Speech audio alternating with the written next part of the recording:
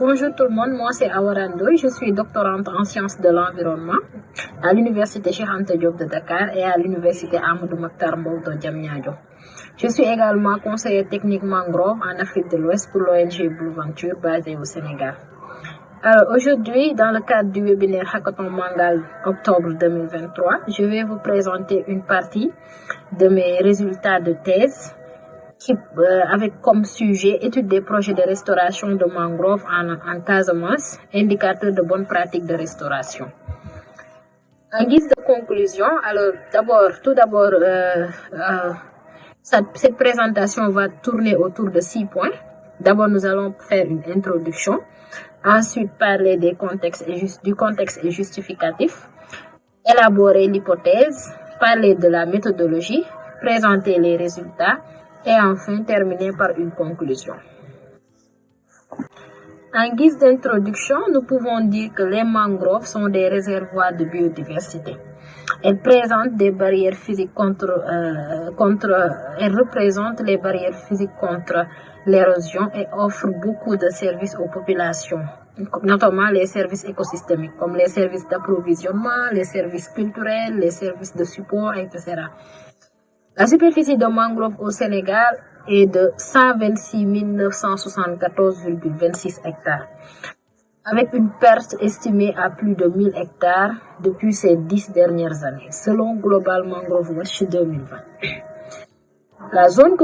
Notre zone d'étude est au niveau de la basse Casamance.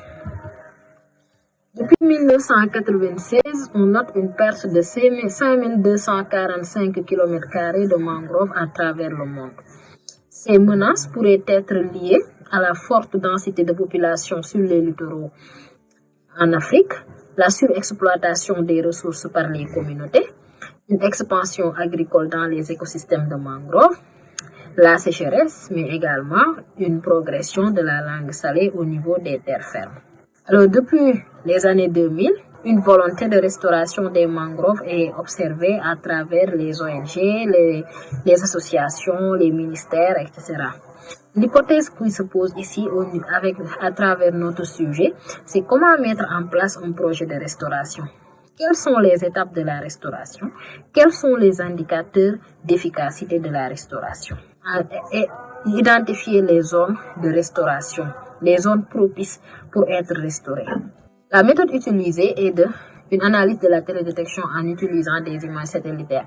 Pour ce faire, nous avons utilisé des images de 2011 et de 2022 au niveau de la basse Casamance afin d'observer la dynamique ou bien l'évolution, la progression de la mangrove entre ces 2 années. Et pour cela, nous avons utilisé le logiciel Tercet. Et avec le logiciel Tercet, nous avons fait une classification non supervisée en utilisant la méthode de Stick-Cummins de Andrieux 2018. Et cette méthode, après, nous permet de faire une analyse, les pré-traitements de ces images. Après pré-traitement, nous avons fait le pré-traitement que je ne vais pas élaborer ici, qui est tout un processus avec des algorithmes. Donc, nous conduit à obtenir différentes classes d'occupation du sol. Comme vous pouvez l'observer ici, l'image la carte nous montre 10 classes d'occupation du sol. Et à partir de là, le logiciel nous permet de faire une deuxième classification, c'est-à-dire une reclassification. Et les résultats nous montrent une classe d'occupation du sol en 2011 avec 4 classes, la classe eau, classe mangrove, vasiertan et la classe terre ferme. Et ici, on l'a fait pour chaque année, c'est-à-dire en 2011, nous avons 4 classes, ces 4 classes que nous avons citées. En 2022, nous avons également ces 4 classes que nous avons citées. Alors, à partir de là, le logiciel nous permet de faire une superposition, si je peux l'expliquer comme ça, une superposition de ces 2 cartes pour voir vraiment la dynamique, c'est-à-dire l'évolution ou l'évolution de l'écosystème, c'est-à-dire la dynamique de la mangrove. Et les résultats nous montrent cette carte que vous pouvez observer ici. Nous avons mis en évidence en rouge la régression de la mangrove et en vert la progression de la mangrove. Ces résultats nous montrent une régression et une progression de la mangrove. En rouge, on a la régression de la mangrove. En vert, on a la progression. Et ce qu'on peut noter ici, c'est que la mangrove a évolué de 1069,38 hectares en 11 ans, c'est-à-dire entre 2011 et 2022. Et une régression de la superficie de la mangrove de plus de 8000 hectares, c'est-à-dire de 8110,44 hectares, qui sont tous devenus des vasières. Et ceci est notamment observé dans la partie nord-est. Et par contre, au niveau de la partie sud-ouest, on note une stabilité vraiment de la mangrove entre 2011 et 2022. Les résultats obtenus avec la télédétection nous ont permis de faire une vérification des données sur le terrain en choisissant des points aléatoires et en tenant en compte les savoirs locaux. Alors, en tenant en compte ces savoirs locaux que nous avons évoqués tantôt, en faisant la vérification des données sur le terrain, nous avons interrogé les populations locales. Alors, l'image que vous pouvez observer, la première image, montre ici, nous avons vu des parcelles de rhizophora qui ont été, une parcelle de rhizophora qui a été reboisée et qui a subi une dégradation. Et par contre, on a observé des individus d'Avicennia qui se portent très bien. Après avoir interrogé la population, ils nous ont confirmé avec une fréquence de citation de plus de 70% que avant la dégradation, le site a été préhabité par les Avicennia. Donc, ceci nous apprend que avant de mettre en place un projet de restauration, il faut vraiment définir les indicateurs pour le choix de l'espèce.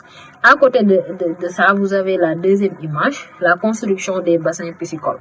Alors ici, on a un bassin piscicole et à côté, on a une parcelle de rhizophora qui a aussi été reboisée et qui a subi une dégradation. Et ici, on a posé l'hypothèse que la construction des bassins piscicoles pourrait entraîner une modification du réseau hydrographique. Parce que si le réseau hydrographique est modifié quelque part, cela va entraîner sur le comportement des parcelles de mangrove. Donc ça, c'est une hypothèse qui doit être vérifiée, que nous avons posée. Donc, à côté également, ça c'est au niveau de la partie nord-est de la Basse-Casamance, nous avons observé vraiment une augmentation de la langue salée qui a entraîné vraiment une dégradation des parcelles de mangrove dans les zones qui ont été reboisées, mais aussi dans les zones naturelles. On a observé vraiment beaucoup de dégradation dans cette partie-là. Alors, l'interprétation que nous pouvons tirer ici, à partir des résultats obtenus, c'est d'abord, avant toute action de restauration, il est important d'identifier la zone dégradée. Alors, ce qui nous conduit même à dire qu'il ne s'agit pas de faire une plantation, mais il s'agit de faire une replantation. La définition de la restauration, c'est de ramener la mangrove à son état initial. C'est-à-dire, si la mangrove était dans un état A, elle a subi une dégradation, elle est maintenant à un état B. Donc la restauration, c'est de le ramener de son état, de ramener la mangrove de l'état B à son état A. C'est-à-dire que la mangrove retrouve son état initial. Et c'est ce qui même le différencie de la réhabilitation. Par contre, la réhabilitation, c'est la mangrove est à un état A, elle a subi une dégradation, elle est maintenant à un état B, et à partir de l'état B, la dégradation continue, elle est devenue plus critique, elle est maintenant à un état C. Donc, c'est quoi la réhabilitation? C'est de ramener l'état C de la mangrove à un état B, c'est-à-dire que la mangrove retrouve un état plus proche de son état initial. Donc, c'est ça qui différencie la restauration de la réhabilitation.